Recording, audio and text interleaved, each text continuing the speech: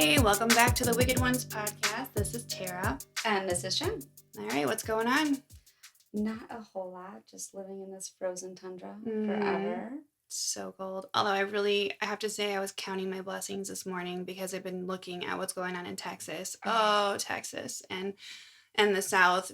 Our hearts go out to you. You are not used to this, but we're warm. They don't have any power. I was reading. So sad. Oh, it's so sad. The heartbreaking stories. I'm praying that they get power soon and they that things get better down there. Yeah. Thinking about you guys. It's hard. Yeah.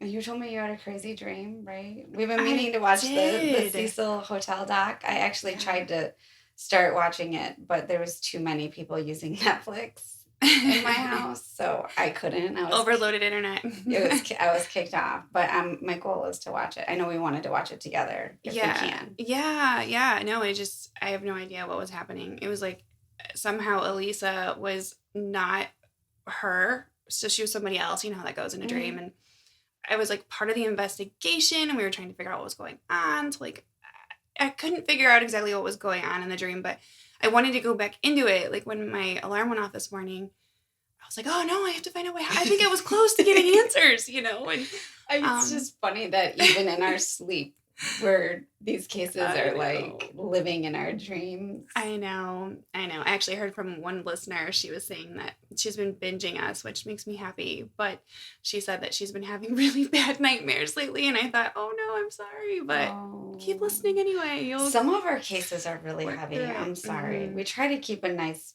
balance. We do.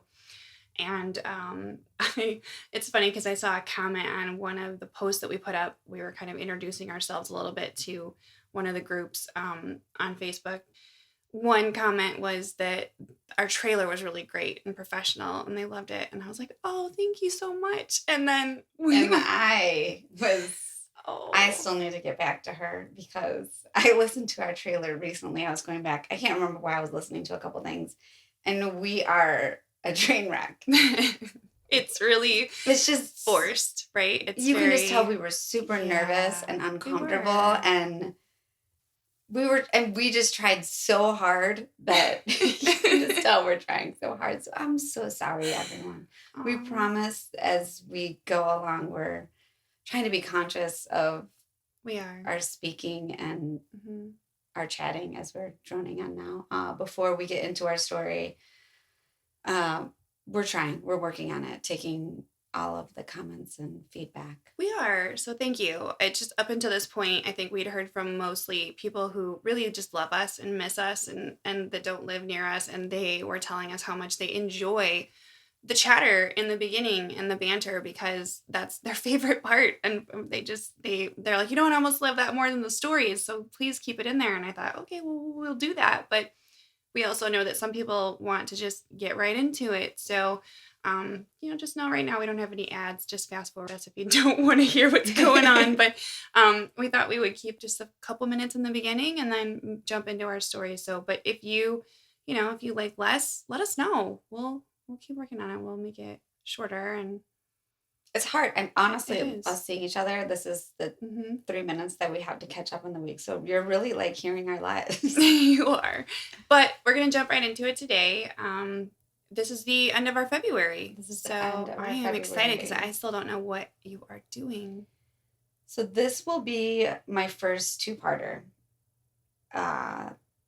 So it's going to run into March, people. I apologize. This is our first two-parter ever. I'm excited. On the show. And I when I was looking over my notes before Tara got here, I realized that if no one wanted to listen to me drone on for 2 hours, that it would have to be a two-parter. So we didn't know it was a two-parter until just now. And today I'm going to tell you the tragic love story of Zack Bowen and Addie Hall. Does the name ring a bell? No, I mean, I feel like I should know. I feel like it's familiar, but I don't know. So go. All right, let me tell you. First of all, I just want to talk about a couple of my sources. I know we always list our sources on our website. I usually have way too many to shout out to each one or give them the accolades they deserve on the podcast. But we always cite all of them on our website if you want them. But there's two this time that I really wanted to recognize. The first one is called Shake the Devil a true crime or a true story of the murder that rocked New Orleans by Ethan Brown. And when I first found this book, the reviews were mixed, so I wasn't sure if I wanted to get it or not. But what I found out is that it's not a 100% true crime novel. So people who just specifically wanted to hear the murder and bought it, they thought it was just going to be straight about the murder. That's not the case. Oh, I see. It's a little bit misleading in the genre that it's listed in. He dives in pretty deep into the war in Iraq and the military, Hurricane Katrina, and all of the politics that surround it. So this was right up your alley. I was in love because I want to know what's happening, where these people are at in their lives, and what's happening around them that is causing, the cause and effect of everything. So for people who just want the specific story, it's way too much information for them. Brown is a NYC journalist, and him and his wife actually moved to New Orleans for this book. Oh, that's dedication. Wow. I think that's really cool. So he actually became friends with some of Zack and Addie's friends. Wow, okay. Got to know them. That's very cool. So then we can hear a little bit more behind the scenes, which is what everybody wants. It's very authentic. Yeah. And this is also during the time where he was still able to experience some of the aftermath of Hurricane Katrina. So he's got a lot of firsthand account in the book. So I really enjoyed it. Oh, that's awesome. I might have to read that one. I've got a long list, but I will put it on it. And then the other is kind of a documentary of sorts called Final Witness. It was produced in 2012 on ABC. And I call it a documentary of sorts because it's kind of one of those made-for-TV reenactments. So it has real interviews. Zack's mom is on there, some of their friends. So it has real people in there giving the interviews, but they have, scripts and actors that are actually... Sometimes I like that. It just depends. It depends on how... This one was well done. I would recommend that. And it's called Graveyard Love. And now I'm going to tell you the story of Zack and Addie. On October 17th, 2006, Zack Bowen arrived at the La Riviera Pool Bar at the Omni Royal Orleans Hotel around 4 p.m. And this is a rooftop, terrace bar. Okay. And he hangs out for several hours. He's smoking. He's doing shots. He's running up a tab. He's drinking so heavily that the bartender notices. Okay. He's pacing. The bartender's actually watching him because he's worried that he's going to skip out on his tab. He's acting a little off. Okay, so he's been there a while. Yeah, hours. And doing shots by himself. He seems stressed, out of sorts. Definitely something that you would notice. Yeah. And it's like a chill area from what I understand. They have live music, but where isn't there live music? Yeah, I guess in New Orleans. Kind of a family place too because it's a pool. So they're keeping an eye on him, and at one point he paces from the railing back to the pool and back and forth several times. He's kind of pacing to the railing, looking over, back to the pool. He's got a drink in his hand.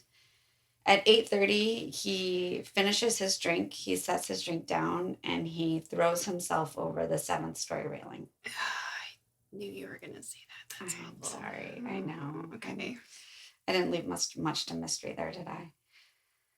The police arrive on the scene to find his body on the roof of the parking garage 5 stories down. And there's really no mystery surrounding the death. Clearly he jumped. Yeah. He died on impact. There's witnesses. And this is post-Katrina, so yeah. Yes, so that's another thing. Police officers arrive. They're not super surprised about the suicide because post-Katrina... It was a real problem in New Orleans. And they were a little surprised because the Omni Royal is a nicer hotel from what I understand. So it wasn't a place where it would usually happen. Okay. That's what I got from reading. I've never been there. You've been there. We can talk about that after. Yeah. So they don't recognize the man, which I know probably sounds silly, but I get that. Working in healthcare, we have our regulars, right? That have addiction or mental health issues, and we can recognize them from a mile away. Yeah. So they don't recognize him as someone who's been, in their hands recently. They check his pockets and his body for identification. And in his pocket, they find Zach's dog tags, keys, and a note that read, "For police only." Oh, okay. I guess the note is several pages long, but I'm only going to read to you the part that I think is Mm-hmm. significant. It read, "This is not accidental. I had to take my own life to pay for the one I took. If you send a patrol car to 826 North Rampart, you will find the dismembered corpse of my girlfriend Addie in the oven, on the stove, Oh, and in the fridge, oh, along with full documentation of both of us and a signed confession from myself. The key is in my right front pocket. Call Leo Watermeyer to let you in. Zack Bowen." oh. Okay. Yeah, I know it brings me back to Gary Heidnick's story. Anytime I think, oh gosh, anytime we talk about the kitchen being involved and several body parts, I'm like, oh, okay. Yeah, it's a That just, very yeah, okay. so this went from being a suicide to a Mm-hmm. murder suicide really fast. The police go to the address listed on Zach's note. It's a small apartment above the Voodoo Spiritual Temple. I'll talk more about that later. I would not want to sign up for that day on duty. No, Mm-mm. no. Of course, upon entering the apartment, they found just a horrifying scene. Mm-hmm. What they did notice was the lack of smell and the lack of blood. Zach had turned the window air conditioning unit all the way down. It was blasting cold air, so it had Okay. more of a meat locker feel, they said. Okay. And he had cleaned everything up. There was no blood. So did it seem like the like this had been there for a while? It seemed like it. Yeah. The apartment was covered in trash, empty beer cans, moving boxes. Mm. There was cigarette butts everywhere, overflowing ashtrays. But there was also spray painted messages all over the walls. Oh, so he had been there for a little while thinking about all of Yeah, this. this Okay. didn't just happen. Mm-hmm. Some of the messages read, "I am a failure. Call Lana Bowen," with her number, which was his wife. "I love her. Help me stop the pain. I couldn't finish."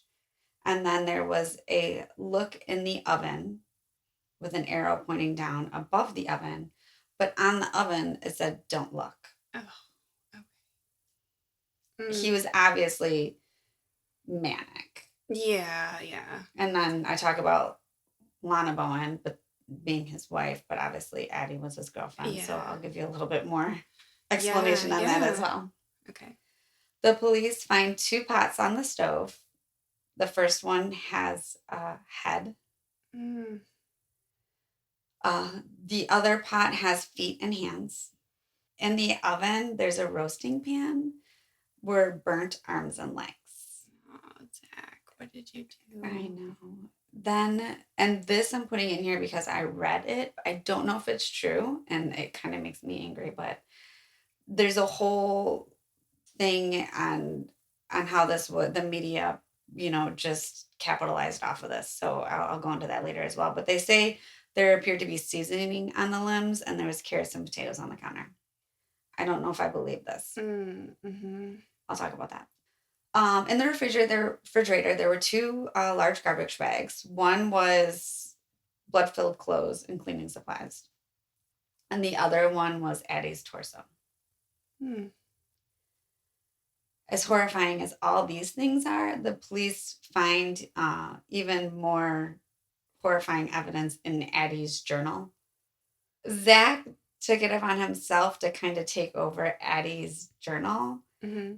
and document not only her murder, but kind of his thoughts up until Oh, okay. he Wow. takes his So own life. okay. So we have a lot more There's to a go lot. on. There's a Okay. lot of stuff. Yeah. So in Addie's journal, it read, "Today is Monday, October 16th, 2 a.m. I killed her at 1 a.m. Thursday, October 5th. I calmly strangled her. It was very quick." Although, as we know from the cases that we've done, it's actually not quick. Takes a while. Some pressure, Mm-hmm. yeah. He also explains how he dismembered her corpse to get rid of it. So it took him days to go through this process. So And he was trying to figure out how to get rid of everything and not have any evidence. And yes, he couldn't figure it out. no. So he decided to cook it to separate the meat from the bone. Horrifying, I know. Yeah, it's I'm horrifying. sorry. But I get, I mean, his crazy manic thought process. Okay. Yeah. Unfortunately, we Yeah. can understand what he was thinking. In the journal, it also says, halfway through the task, I stopped and thought about what I was doing. The decision to halt the first idea and move to plan B, the crime scene you are now in, came after a while. I scared myself not only by the action of calmly strangling the woman I've loved for 1.5 years, but by my entire lack of remorse. I've known forever how horrible a person I am. Ask anyone. Oh. So he was clearly not well. He wasn't in a good place at all. I mean, obviously, we knew that from the get-go, but okay. But reading some of his entries, there was a lot going on in his head. So if you were to look up this story, you are going to find a lot of interesting headlines. The media loved to glorify this murder. It happening in New Orleans, happening above a voodoo temple. One of the headlines said Gal Pal Gumbo. Oh. So Katrina Cannibal. There was never any evidence that he consumed any part of Addie's body. Even in the autopsy, there was no evidence of human consumption. But headlines sell newspapers. They do. So that was one of the things that drew me to this case. It was really hard to find actual info on Zack and Addie outside of the murder-suicide. I really wanted to get to know them more and what happened that brought them to this day. And it was not easy.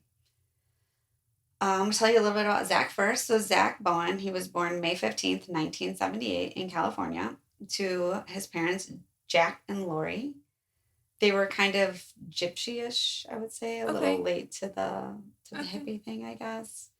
When Zack was about 3 months and his older brother, Jed, was 3, they decided they were going to follow a dream of theirs. They bought a VW van and decided they were going to travel around the country. So they went camping, they saw all kinds of friends, moved around from place to place. It sounded like it was, a fairly positive experience. Okay, yeah. Their parents they didn't have a great marriage, but they didn't have a bad marriage. There was nothing, it wasn't abusive, but it wasn't lovey-dovey. It was just there. Eventually, they decide they're going to settle down in Washington, and that lasted about 5 years. Zack's dad was still in his ways. He was staying out, partying, all of that, and his wife, Lori, just couldn't take it. So after 5 years in Washington, she decided to file for divorce. She left, and she moved back to Cali with the boys. Jack stayed in Washington.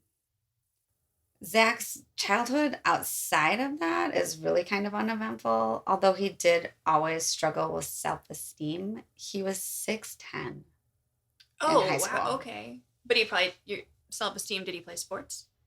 No. I feel like that helps so much. But he probably would have been a great basketball player. Maybe. I mean, I know it didn't sound like basketball was his thing. Yeah. He was kind of more of a metal kid, from what I get. Oh, okay. Yeah. Size 17 shoe. So you can't... Wow. You can't miss this kid. No. And when you're kind of I picture him, and I could be wrong, but this is me, my imagination, trying to go through the hallway, trying to be shorter. Can you imagine being in high school, 6'10", kind of trying to blend in and kind of hunch down? You know the kid I'm talking about. I do. That's what I imagine. So he really stuck out because he was a big kid. He was kind of gangly. He hadn't really filled out yet.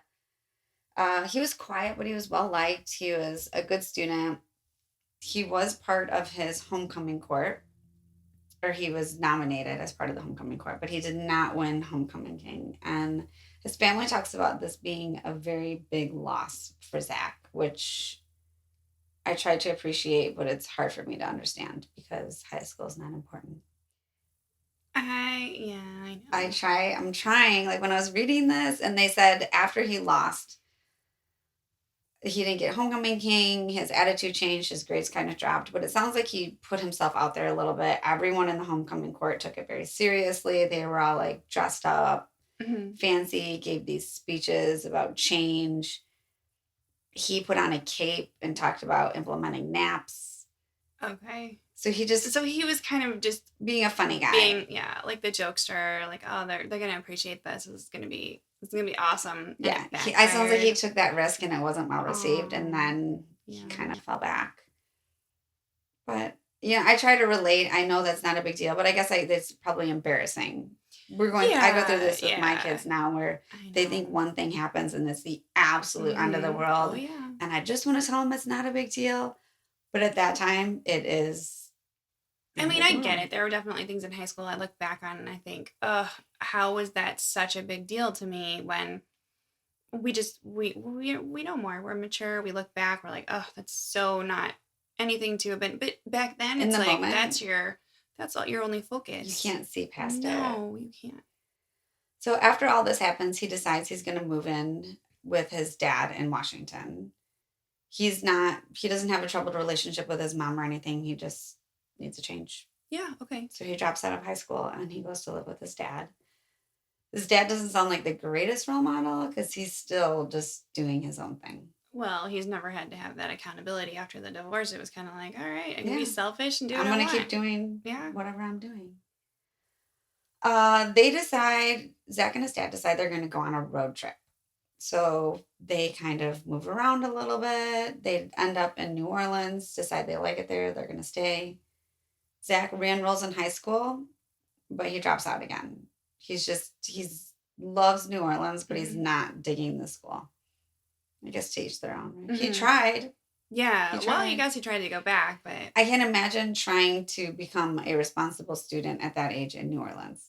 Mm-mm. So before he's even 18, he's partying on Bourbon Street. Of course. Oh, yeah. It sounds like a disaster. Oh, I can't even imagine. I'm not sure they would really card that hard. Could you imagine our husbands? Oh, no. In high school on Bourbon Street? I don't know that they would have made it out. Right. They wouldn't be our husbands. The partying and the late nights. From what I understand, you can find a party anywhere at any time. And you'll fit in. You'll find your people. It's crazy down there. It's crazy. And you're right. Like, when you said that, I think of all the different kinds of people that I encountered. And it's just, it's strange to us, I think, because we don't see that here where we live. But, down there, you'd see somebody dressed as a vampire walking down the street in the middle of the day. And people are just normal. It's just normal. It's totally fine. We don't have that here. Yeah, no. I'm glad there's a place where we can have that.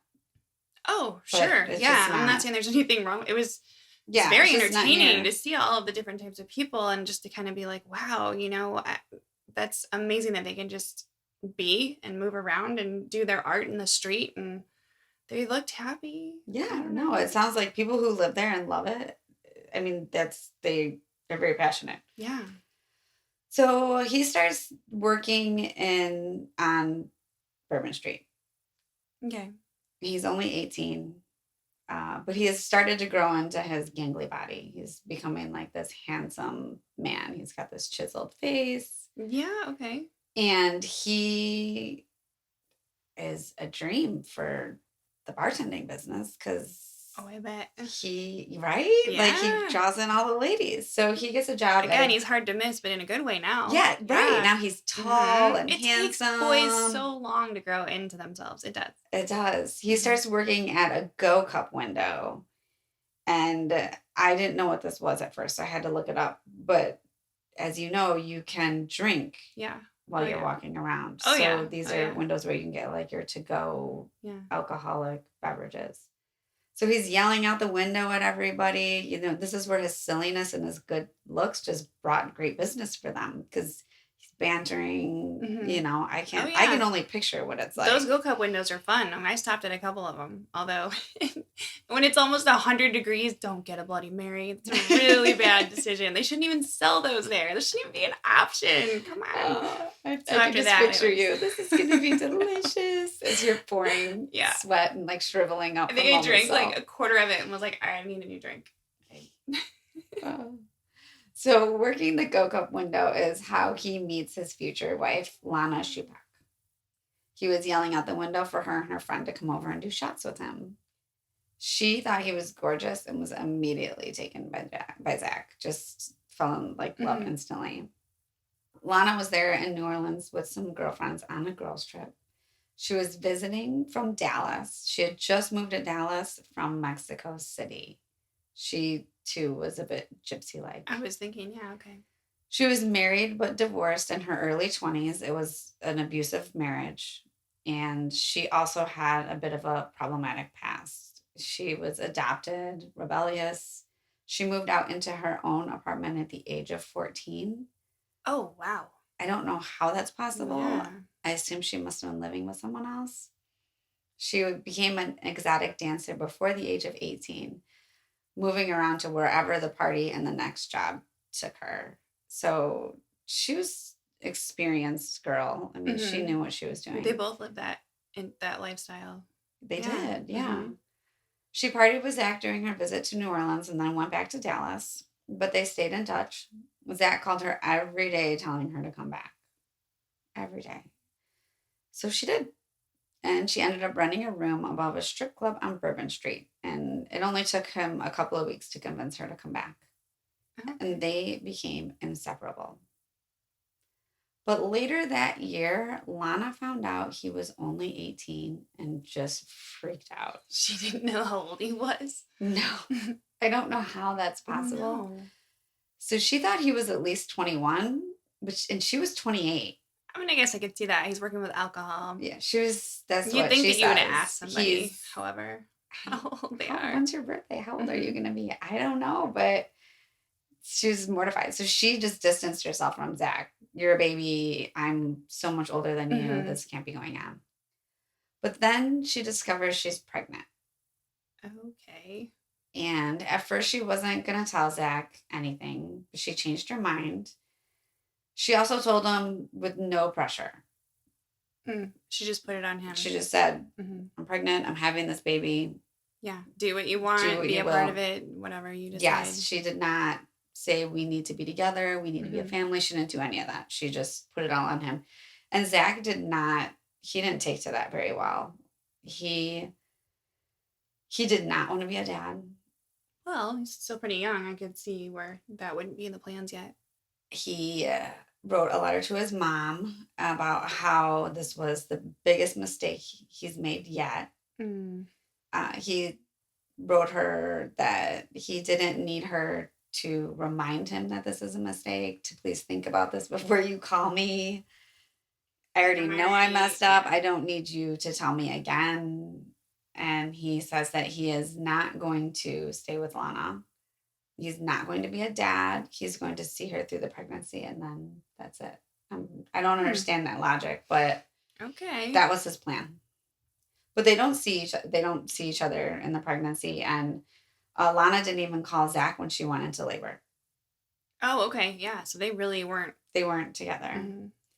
And he didn't find out for a few weeks until Lana had a friend call Zack for her. Zack immediately went over to where Lana was living and met his son, and it was just love at first sight. Zack was crazy in love with his son, Jackson. I do like hearing that. I do. I love hearing that because, you always think about some of these things and the kids listening to their parents saying things like, oh, well, I don't want to be a part of it. This is the biggest mistake in my life. And then this whole, I just fell in love. I couldn't help it. That has to make you as a child feel. Yeah. Yeah. And I think too, it's different because when we become pregnant, we're like moms right away. Yeah. Dads don't get on the boat for a while. No. They don't think it's cool to be like, hey, check out my stomach. Isn't this amazing? They're really freaked out by that. We thought that was like the coolest thing ever. Yeah. I think it's just different for them. Yeah. And of course, seeing Zack love Jackson made Lana look at Zack differently. And Zack eventually, he starts working on Lana. He wants them to be a family. He wants them to give it another try. And eventually Lana gives in. Zack worked 2 jobs bartending. Even one of his jobs had insurance, which obviously bartending, that's super rare. Yeah. But he's still working in New Orleans as a teenager. So he's struggling to keep it together. It's got to be hard to be responsible being a bartender Mm-hmm. in New Orleans Mm-hmm. as a teenager. I mean, he's not even 21. Yeah. I can't even imagine. He ends up arrested with a friend, but that's paraphernalia, marijuana, but he does end up getting off on the charges because his friend admitted that it was his and not Oh, Zach's. okay. Sweet. Okay. But Zach is still embarrassed by this because he's trying to get it together, right? He's trying to act Yeah. as a grown-up. He's trying to take care of his family. And this is a little bit of a blow to his self-esteem. I can see that, yeah. After this, he also suggests to Lana that they get married. He wants to make their family official. She's still not really on board, so he persuades her with the excuse of insurance. Oh, yeah, because that's why everyone should get married. I know. I can see this happening, though. Yeah, I can. Yeah. They're stuck in the situation. She doesn't have any insurance, I can see how this plays out. Yeah. Oh, of course. I'm sure it happens all the time. I'm sure. He also, this is just a fun fact, side note, he wins a drink making contest. And he wins a trip to Belize. Well, how do you enter? I want to I make guess a drink people and win a vote trip. it. They vote. He made this drink and everyone voted for his. So he won this So it's trip like to featured Belize. at the bar. Yeah. And then whoever. Oh. Yeah. Okay. And they were going to use that for their honeymoon. But Lana discovered she was pregnant with their second child shortly before the wedding. Oh, it puts a damper on Belize. No Belize. No Belize. Okay. They married outside in Jackson Square with tourists stopping by to watch. That would make me nervous. But from what I understand, that's just That's New Orleans. I mean, yeah, I think we saw at least 2 weddings. People dress up getting pictures or whatever. Yeah. But yeah. With another baby on the way and then being married, Zach really ramped up his working. He was doing double shifts at both jobs, prepping for the family. He was very concerned about his future and now the future of his family. And he started thinking back to conversations that he had had with his brother who was in the Army. His brother had suggested that he join the military as well. He was concerned for Jack's future, telling him that New Orleans didn't have anything for him or his family. Mm-hmm. That's not a family environment. Zach needed to think about it. He didn't have an education. He couldn't keep supporting his family working jobs in a bar. Mm-hmm. So yeah, his brother had a point. He did. And I think Zach just felt like his back was up against the wall, right? Yeah. I mean, it's not like you're going to college and making a career when you already have a family. Right. When you don't have the support. I mean, it was just them. Well, then he hadn't even finished. He doesn't have his GED, does he? No. Okay. So at this time, he decides he's going to get his GED, and he does. Okay. So in the fall of 1999, he gets his GED. And then in the May of 2000, he enlists in the Army for 8 years. So he signed up for 2 terms. Okay. Wow, right away. Right away. Is that common, or do people usually just do 1 term and then re-enlist? I don't know. I assume that people, and this is me maybe assuming, they had some kind of a deal or I was going to say, I'm sure there was probably a benefit for 8 years. And you get like X amount extra or something. Or maybe it has something to do with education. Mm-hmm. Oh, yeah. Or, I'm not sure. I assume there had to be a benefit of signing up for 8 years right away. And when Lana talks about this, she says how he did this to give them a better life. So she wouldn't have to strip anymore. He wouldn't have to bartend.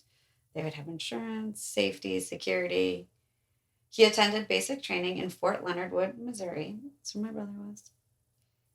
He didn't do basic training there, but he was there. Oh, okay. And then in June he was done, and he had completely been thriving in the military lifestyle, which to me is crazy. But that just goes to show you what he needed. He needed that routine and that regimented. And he also needed the people. So he loved the belonging as well. I can see that part too. Yeah, but I mean, right, because we always say our kids need a schedule. Our kids need something. They don't love the rules and they don't love that, but once they get into that like schedule and routine and that set, they know what to expect and they do better. Yeah, no, his letters back to family were positive and upbeat. He was really enjoying the lifestyle. His first assignment, he requested to be in Europe. So he was super excited when he was assigned to Gießen, Germany in October with the 527th Military Police Company. Oh, okay. He continued to thrive in Germany.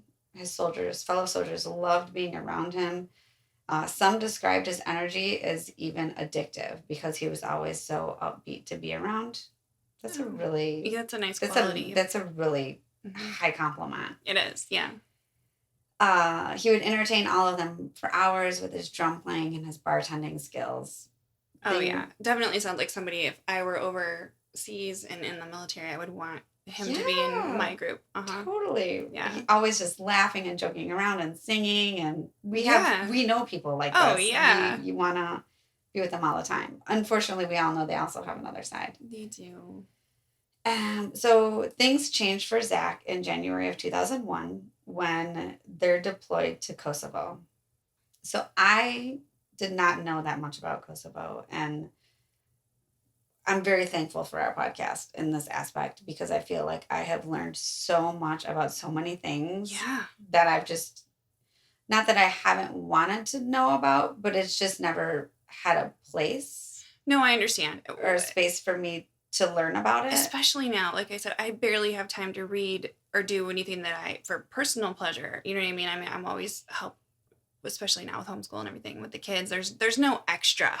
There's no extra. And I know for you with work and everything else, No, there is no free time no, really. there's a time crunch. Kosovo, it was just eye opening. Mm-hmm. If you ever go back and read Yeah. it, I had no idea. No, I don't. So reading about it was very eye opening. But for Zack and his company, it was a peacekeeping mission. They were to assist in Albanian humanitarian aid. Okay. They were excited to be doing something good. Yeah. Okay. They weren't I could worried. see that. They weren't going into combat. He served as a gunner in a Humvee, patrolling the capital borders. Things were very mild and mostly under control. Zack was known as a very hard worker, a dedicated soldier, but also, once again, jovial. He's known for his sing-alongs and trying to keep all of his fellow soldiers upbeat. Okay. I don't know. I think that's just says so much about someone. But things would change for them. Soon the 527th was assigned to bagging bodies of the Albanian Oh. mass graves, and they were in direct contact with the hostile Serbs. That alone, like I said, I had no idea the things that went on there. Mm-hmm. I'm not knowledgeable on that either. I cannot imagine that your mission is to be bagging mass graves. That just My heart goes out to them. It sounds horrifying. So while Zack was deployed, he suffers. This is one of the first of his severe losses, I guess is the best way I can describe it. He's away from home, he's missing his kids, and this kind of reminds me of my brother. While he's on the streets, Zack gave a small Albanian girl a piece of candy, which is yeah, very absolutely common. Right. I mean, we used to send. I'm sure you did for your brother too. We send things over there, just gum, pens, dice, whatever, crayons to give to the children to show that they're friendly. Right. Yes. So he had given this little girl a piece of candy, and he had learned the next day that she was murdered by the Serbs for simply talking to an American. Oh. Zack took this really hard, and people noticed a change in his attitude. Yeah. I'm sure. Oh, yeah. Zack and Lana's marriage was also struggling. He was worried about her in New Orleans, working in the bars while trying to take care of the kids. He was also upset with her because he didn't understand why she didn't complete the necessary paperwork for her and the kids to live with him on base in Germany. Okay. He did not understand what was going on, but he couldn't just call her and say, Lana, what's going on? Yeah. So he was, that constant stress of worrying about what's happening. Well, I'm sure so many things go through your mind. Yeah, so many things. I can't imagine that stress. On top of all of that, he had always had pain in his feet. So he had a size 17 foot, and none of the Army combat boots had ever fit him appropriately. Oh. So he had been squeezing his feet into these boots for months, and he developed hammer toe, which required surgery. Okay. Because he could hardly walk. So they don't make his size? It doesn't sound like they have size 17. Hopefully they do now. Hopefully they do now. Somebody needs to I can imagine going to war in shoes. Too small of shoe. I don't know how you get through the day. No. You were talking about your Peloton shoes. You're too small and They you're crying. are. Could you imagine being in combat boots? No. It's really sad. That's awful. He ends up returning to New Orleans for a few weeks so he could recover after his surgery. Mm-hmm. And during that time, he filled out the paperwork to get Lana and kids to Germany. Okay. So there was a positive. Yeah, good. Lana did not do well adjusting to the lifestyle on base. I can't imagine how hard it is. Well, again, it was a huge change for her. But I also kind of want to smack Zack for this one. I don't know what he was thinking. I imagine he's so young. He was trying to brag about like his hot wife. He showed his fellow comrades pictures of his dancing wife. Oh, her and her friends. Okay, I'm sure that's common. I want to say not that I agree with it, but I'm sure that's very common over there. I think he was probably trying to brag, like she's gorgeous. Look at her. Mm-hmm. But nobody wants their husband hanging out with. No. You know where I'm going with this. So the wives were not. They didn't want anything to do with her. Mm-hmm. That's really sad. Great. Now we have a stripper on base. This is just what we need. Exactly. Now you gotta watch your husband. Yeah. I can only imagine how. No casseroles for you. Sorry. That's sad. That is sad. No. Eventually, they were able to make friends with one other family in which they had hung out and had barbecues. Everything seemed to be more relaxed. Things were falling into place. Oh, good. But then 9/11 happens. Mm-hmm. And everybody knows things are going to change. Oh, yeah. Pretty quick. In January, the 527th 4th Platoon was deployed to Kuwait. So there was 5 platoons, and Zack was in the 4th. Okay. And I didn't realize how this works. So bear with me. I'll try to explain it, but it's a little bit fragmented. I didn't realize how as much as about the military either. So it's another history lesson. Yeah. No, it's good. During this time, Zack and a few other soldiers don't really agree with what's going on. Mm-hmm. And they start describing themselves as rebels. They don't believe that their weapons of mass destruction exist. And they feel like they're being used as political pawns. Okay. I remember a little bit of that. Yeah. Mm-hmm. And so this is I asked my brother about stuff like this in the past, because I would ask him how he felt about certain things, and he would tell me he's not allowed to have feelings about that. It's not my job. Like there's people who have jobs that have feelings about this. They make those decisions for us, and that's how we feel. And because they're on their mission, right? They're not.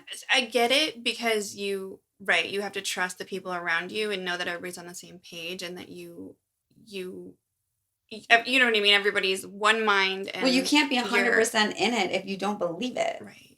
But at the same time, that's scary. Yeah. That you're not allowed to have an opinion or think about this. Yes. Mm-hmm. It goes both ways. I can see where you have to have the appropriate mindset to be effective. Mm-hmm. You can't be, do I believe this? Right. Can I count on you to have my back or not? Look at our country trying to decide whether we believe our president or not. And, people can't function in their day. Could you imagine trying to decide whether you thought this was a worthy war and you're in combat? Right. Well, no, it's right. We live in a society of fake news and cancel culture, and it's very scary out there right now. Yeah. So they travel from Kuwait into Iraq, engaging in active fire the entire time. The encounters were very stressful, and it's difficult to differentiate between civilians and enemies.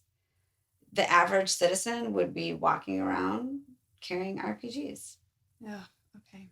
So the farmer or the woman with her family walking down the street, you didn't know if they were a civilian or if someone who was going to blow you up. Yeah. Oh, that's terrifying. It is terrifying. It is. They also suffered supply shortages. They were running out of water. Mm-hmm. But they managed to make it into Baghdad without any fatalities in their platoon. Wow. Okay. That says something. Yeah. They were a little relieved when they got to Baghdad because it was already taken over. And their job was to set up police stations and train the Iraqi police. Okay. Circumstances didn't seem bad. They were set up in one of Saddam's palaces, so they had running water, electricity, and even a room where they could watch movies. Oh. Their 527th Division was back together again. Because remember I said there was the different platoons, so they all took different routes into Baghdad and then met up. They're probably, to be strategic just in case. Yeah, and I'm sure they had to like neutralize areas, right, as they were coming in. So the soldiers were feeling very positive. You know, they were there to help open schools, protect the people, help build the police force. It was very motivating. They're here to do good again. Okay, yeah. But morale would quickly fall when they discovered that there was political corruption in the police department. Saddam actually demanded the release of prisoners into the civilian population. Mm-hmm. And then there was obviously daily firefights to maintain control of the city. Things were getting very brutal. And as it turns out, Zack's surgery for his hammer toe was not successful. So he is in so much pain. There's days where he can't even walk. Oh, that's awful. He ends up stationed to run operations in the palace, which he's very successful at. He even wins a medal for it. He's known for keeping peace within the palace. At this point, there's more and more soldiers showing up, and they're running out of space. They were saying that soldiers hardly had 3 feet to themselves. Oh, okay. That's definitely things are getting dire very quickly. Right. He's super stressed. He has all this guilt for staying back. He's not in active combat with his people. He starts referring to himself as the BOB, or the back office bitch. Now he's feeling bad about himself, but his fellow soldiers say he's good at his job. Like I said, he got an award. He's being recognized, but he still has guilt for not being out there. Mm-hmm. That's what he's there for. Yeah, I understand that. You want to be out there helping your fellow men and women, but at the same time, like, there's a need for what he was doing, and if he's really good at it, that sounds like it was really beneficial. Guilty though. Can you imagine if you and I were there and I was like, you know what, Tara, you're going out into combat today, but I'm going to stay here and make a plan for you. Yeah. You would feel horrible. Just, I don't know. On top of all this, he gets he does get a promotion during this. So he goes from, he gets promoted to sergeant. Okay. Yeah. That's something too. So despite everything, he's still excelling. People are noticing he's doing a good job. But right after he gets his promotion, he receives news from Germany that Lana is sick with hepatitis C. Oh. And she needs specialty medical treatment. So like these periods of treatment over days and weeks at a time. She's so sick that she can hardly take care of herself, much less the kids. And this has him stressing out, obviously, even more. He wants to go back to Germany to help take care of his family. They let him go back for a few days over the summer, but Lana wanted him to stay. So he was getting pressure from her to stay. She was not doing well mentally. She thought she was going to die and the kids were going to be alone. You know, he's in combat. She's sick. He asked to stay. The army won't let him. They won't budge. He has to go back. And this really changes Zack's view of the army and the military in a negative way. His attitude is changing. Lana's doctors even wrote letters to Zack's commanders. Okay. Saying like, this is really serious. Zack needs to be here. Yeah. The Red Cross tried to get involved. Oh, wow. I don't know exactly what that process is, but they tried to get involved as well. Unfortunately, as we know, and being in the profession I am, they don't appreciate that. We told you what we need of you. Please stop. Yeah. So he kind of got a little bit of flack for pushing, kind of like our kids who get grounded. We said, no, stop asking. Right. Don't tell your sister to come and ask me. Mm-hmm. You know what I mean? Stop trying to build a case. We said no. After all this is going on, Zack is back. On October 26, 2003, the 527th suffered their first female casualty during a mortar attack. Zack was very close with Rebecca Boswell. She's actually from Wisconsin. Oh, not too far from here. Yeah, no, very close. And he took this loss very personally. They were very close. From what I understand, they were both similar in the way that they were upbeat and would entertain the fellow soldiers. She was also only 19. She was just a baby. Mm, And she she was was like the kind of the little little sister. sister. Mhm. Yeah, that's what I was Everyone was gonna looking say. out for her. This was another blow for Zack. He was starting to get depressed and sad, and between losing Rebecca and worrying about Lana in Germany, he just wasn't in a very good place. Missing his kids, he developed a relationship with a small Iraqi boy named Rashid, who his family had a store right across the street from one of the police stations they set up Oh, in okay, town. okay. The boy would bring him cans of Coke and ice for all the soldiers. They were Oh, grateful to have them yeah. there. They were keeping them safe.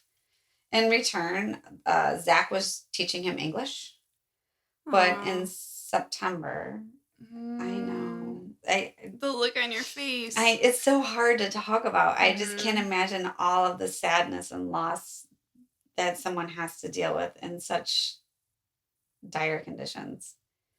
In September, insurgents blew up the store, killing Rashid and his entire family for helping the Mm. Americans. Oh, that's awful. That's just I Zach can't. was never the same again. I can't. I'm sure. Uh, he returned to his family in Germany, but Lana says that she did not recognize the Zach that had returned. He was It's so withdrawn, sad he was because you hear distant, this he so was angry. much.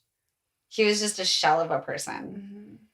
She was worried that their family was falling apart, but no matter what she did, Zach just kept himself at a distance.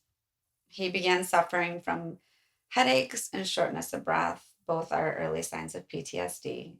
He had back pain, he still had his foot pain. So the war had really taken a toll on him physically and mentally. Hmm. Sounds like it. And the announcement in January of 2004 that there were no evidence of weapons of mass destruction was really the breaking point for Zach. Mm-hmm. Well, that's what everybody had been talking about, and they were trying to say, Yeah. eh. Everything they had been fighting for, all of these losses, all of this pain, I'm sure he felt like it was for nothing. he lost all his faith. He was done with the military and he made a plan to leave, to get out. Because you can't just be like, I'm done. Mm-hmm. He purposely began to fail his PT test by not being able to do the required amount of sit ups. Sit-ups. I don't know why he Yeah. decided this was going to be his out, like why he chose sit ups. I looked up what the Army physical fitness test consists of because I was very curious. Mm-hmm. And it says that there's 2 minutes of push ups, 2 minutes of sit ups, and a 2 mile timed run. So maybe he just couldn't do the 2 minutes of sit ups. I'm not sure. Maybe. I'd be like, I can't run because of my foot. Or, I don't know. For me, sit-ups are the easiest of all of those. So I have a couple of different Mm-hmm. ideas on this. I almost feel like not doing the sit ups was a fuck you. Okay. Yeah. I see that. Yeah. You know? Because it is the easier one. So Like like, he was just I like, just oh, I can't make it can't, no, I happen. just can't do it. Okay. Yeah, I almost think that. I don't know. But I also, this is the most up to date Army physical fitness test. I couldn't find what it was for that year. So maybe it was a little bit different at that time of what was expected of them. I don't know. It sounds like his commanders knew what he was doing. Mm-hmm. Yeah. I'm on to you, Zach. They're kind of like, come on. So he got repeated warnings. He got additional PT sessions. And they told him if this was continued, you'd be discharged. He was like, great, that's what I'm going for. Yeah, all right, let's do this again tomorrow. Mm-hmm. He kept most of this from Lana. She knew that things weren't right. She knew he was having trouble with his PT tests, but she didn't know what was going on, why. She was very confused about that part. But like I said, he wasn't approachable. Finally, in the fall of 2004, Zach was discharged from the military for unsatisfactory performance. His company commander recommended an honorable discharge despite the recent events with his PT failures. Zach was known to be a dedicated and successful soldier who promoted the ranks, But in November, a 1st Armored Division colonel recommended that Zack receive a general discharge rather than an honorable discharge. By the way that you're saying that, it sounds like there's a big difference. I didn't realize that there is a big Mhm. difference, so I have to figure Yeah, it out. yeah. And I couldn't tell you the difference, but there is, and it's really heartbreaking. From what I read is that depending on your level of discharge, it takes away some of your benefits. So oh, with the general mhm. discharge, you lose like life insurance, future education, home loan guarantees, Oh, stuff like that. Really the things that you need after the yeah, military to better your life. yeah, absolutely. So, I I guess I had always thought it was either an honorable or a dishonorable discharge. I didn't know there was a There's a general, general yeah. And I read that some, depending on your career path, some people won't even consider you if you have because they feel like you did something a wrong. that's exactly what it says. If you look it up, it Even says that if you get a general discharge, mhm, there's a blip somewhere in mhm. your experience in the military that caused Oh, this to happen. So maybe the that's not blip's what not he disclosed, needed. but Yeah. something happened where you weren't honorable.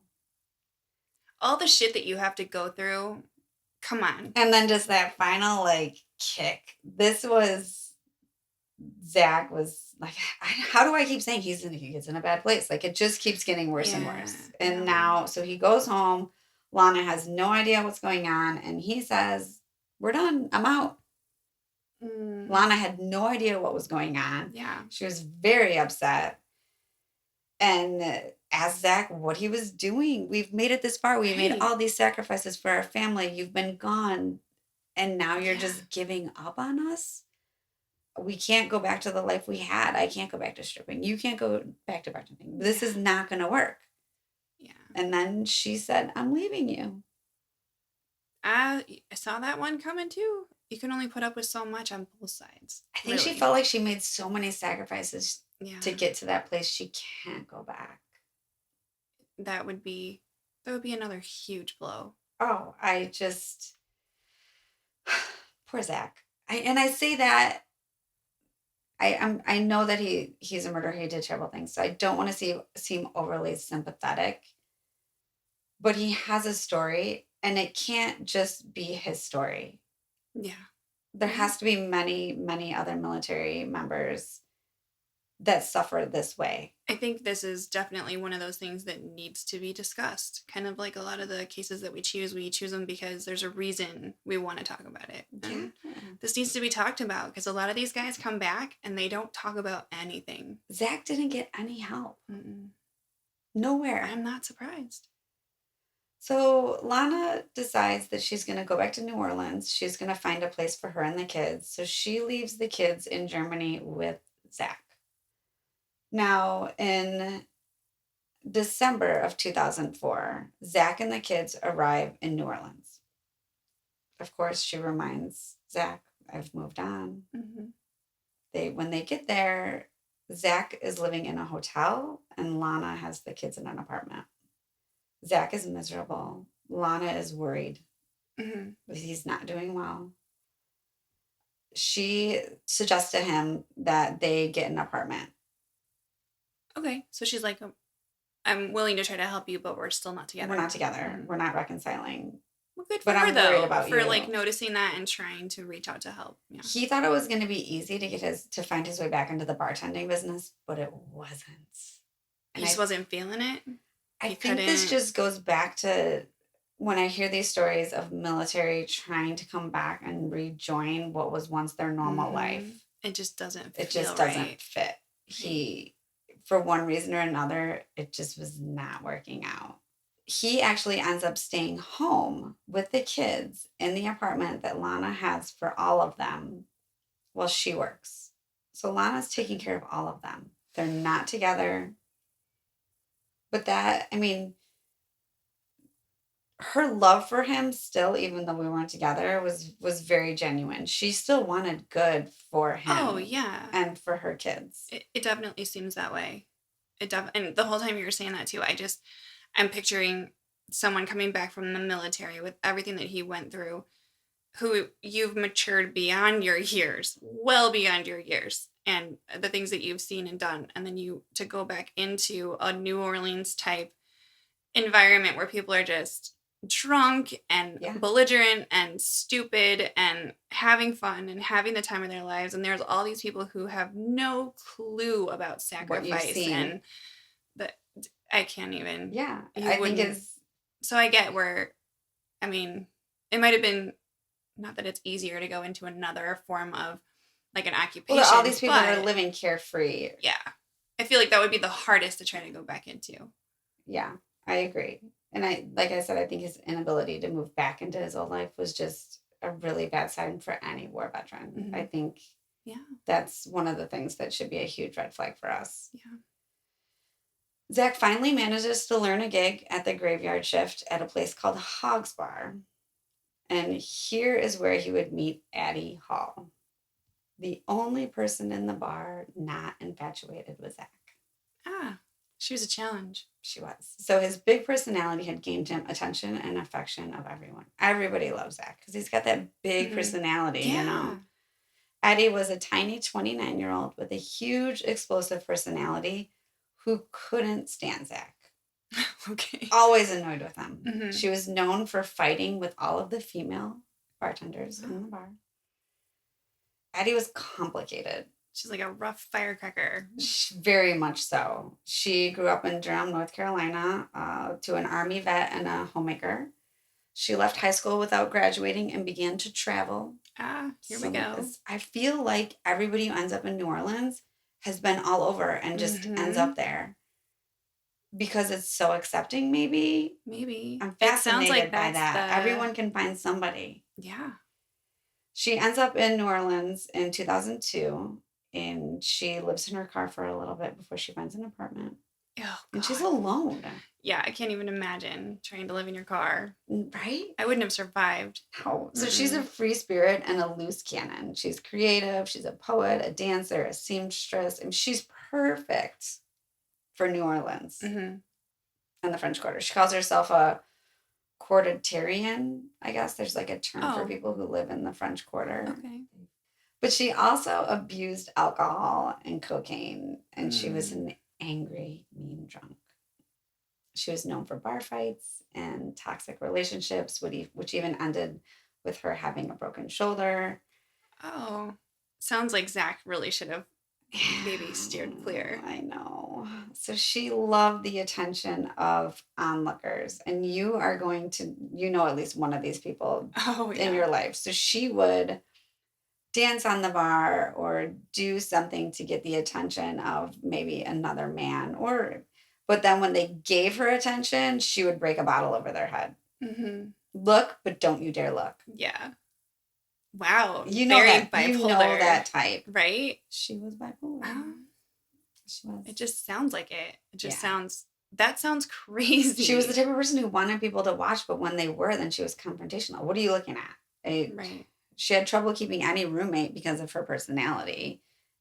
She was always bringing drug dealers into the apartment, trying to get them to help her rob them. Oh, God. I mean, it sounds like somebody that I would have accidentally become. You would have become her best friend. Yeah. Why won't anyone live with you, Addie? You're amazing. Come on in. You can be my roommate. And then.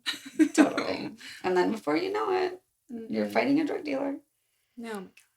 So, friends, she was also very superficial. She didn't have a lot of meaningful conversations. Friends said that she was sexually abused as a child, and she was even hospitalized around the age of 13 because of the abuse. Wow. So there's obvious reason for her lifelong failed relationships and drug abuse. Mm-hmm. But Zack he was awestruck of her. He was just infatuated. He would he would get off at 10 a.m. because he worked the graveyard shift, and that's when Addie would come in. So he would sit around for a couple hours at the bar trying to get to know her. Okay. And eventually, Addie was like a mean flirt with Zack, right? Mm-hmm. So she would make fun of him, tell him what an idiot he is, and he's stupid, and walks funny, and all this stuff. And he was like, bring it on. And he was like, is good attention. Yeah. So he was like, she's looking at me. And just... She knows my name. Kept going. Yeah. And eventually he wears her down. And by August of 2005, they're officially a couple and completely in love. Okay. But on the horizon is Hurricane Katrina. Mm-hmm. And that's where I'm going to leave you. I want more right now. I can't go on anymore. Yeah, no, this is actually Hurricane Katrina thing is like a whole nother experience. Okay. No, I'm glad this is a two-parter like this, because I don't want you to leave out anything. This is actually really good. I'm loving this story. I think it's important to know their backstory.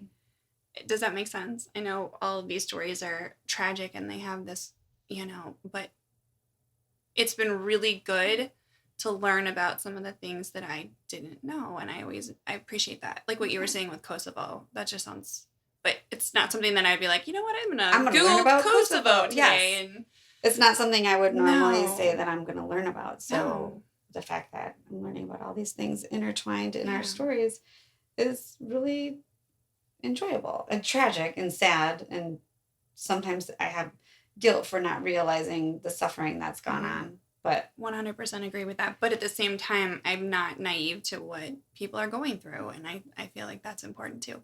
Yeah. So stay tuned for the second part. And yeah, I'll have. Do you have any questions about anything in the past? I have so many questions, but I need to wait. I think I need to wait until I hear the rest. All right. And I need to think about it a little bit. But no, that was really good so far. Good. All right. Well, until next time. Yeah, until next time, hop on over and give us a review. I mean, we're hoping for 5 stars. That would be ideal. But we'd also love your feedback. Let us know what you think. Let us know if we talk too much, because we're back and forth on that a little bit. Let us know what you want to hear. Send in some stories that maybe go along with some of the things that we're talking about, or even don't. We want to hear these stories. We want to hear from you. We always love things like that. I've got some interesting things to share in my next story that are just really funny things from my dad's days back on the force that I can share, that are, that you might get a kick out of. So things like that. Just, we enjoy that. And we'd love to share one once in a while at the end of our episode. So yeah, looking forward to hearing the rest of yours, and ready to go back out into the freezing tundra. Yeah. Oh, and find us. Find us. Instagram, The Wicked Ones Podcast. And soon to be YouTube. Yeah, I'm working on it. All right. It's slow going. So take care, stay warm, and have a great rest of your day. Bye-bye. Bye-bye.